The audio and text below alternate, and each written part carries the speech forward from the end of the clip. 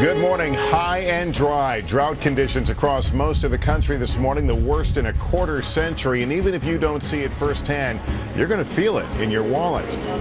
But we're going to begin with the weather this morning. The nationwide weather going to extremes. Historic rainfall drenched the Houston area this week. Up to 4 feet of standing water is covering some neighborhoods there, and hundreds of homes are still without electricity. But rain is in short supply across most of the country.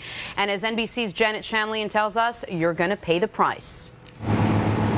The worst drought to hit the nation in 25 years is claiming its first casualty in the heartland, the corn crop. 1/3 of it is in trouble.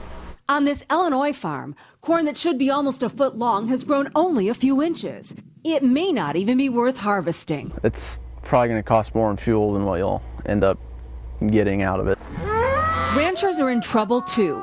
With no grass for cattle to graze on, they're having to buy food for their herds. Come on, big girl. Just devastating. It looks like what I count the desert. But growth is coming from all this in the form of higher prices at the grocery store. There's no question that higher corn prices are going to increase the grocery bills for most households. Bernard Weinstein is an economist who says we could see milk and cheese prices rise as much as 6%. Beef could fall in the short term because so many ranchers are selling cattle early, but they will eventually rise as much as 10%. And it won't stop there. Corn prices impact 75% of what's sold in the market. How long until the heat hits consumers?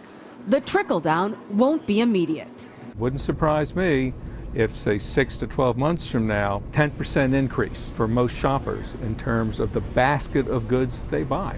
With little drought relief in the forecast, cities like Indianapolis are turning off fountains and enforcing mandatory watering bans.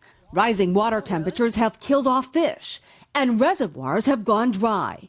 There is water, but it's out of reach for those who need it most. Texas has gone from last year's record drought to a deluge, storms dumping as much as 15 inches over the past few days. As one observer artfully put it, swinging from hell to high water.